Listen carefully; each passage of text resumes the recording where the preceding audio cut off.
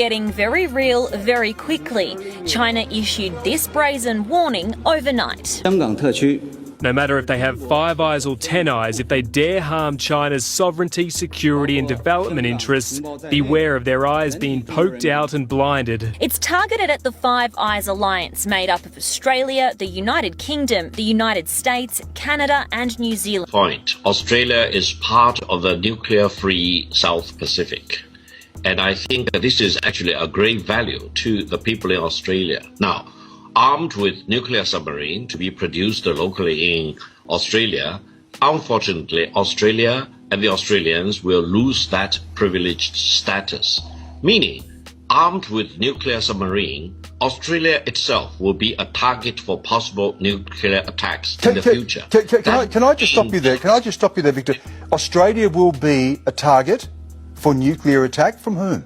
You do not need to know whom it will be, but as a logic, no one wants to target any nuclear-free zone, which now includes Australia. Australia has said it will not be carrying nuclear weapons. These are nuclear-powered submarines, as indeed China has.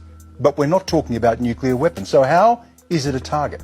Listen, do you really believe you can trust what Washington or even what London say? I would say the watershed moment will be if Australia is armed with nuclear submarines to be locally produced in Australia. Australia will lose that privilege of not being targeted with nuclear weapons by other countries, and that should be the wake-up call for the Australians, the 23 million Australians. Do you really want to be a target in a possible nuclear war, or you want to be free from nuclear menace going forward? It is extraordinary, isn't it, that you're talking about nuclear war and attacks on Australia. Now, do you believe what you're saying echoes what the Chinese government believes as well, that Australia is a target? Listen, as a general policy, Australia is not targeted with nuclear warheads right now. Why? Because it is part of the nuclear-free South Pacific region. Now, if the Australian governments want to deprive that privilege from the Australian people by going nuclear with nuclear submarines, that's the wake-up moment for the 23 million Australian. They will lose that privilege of not being targeted with nuclear warheads going forward.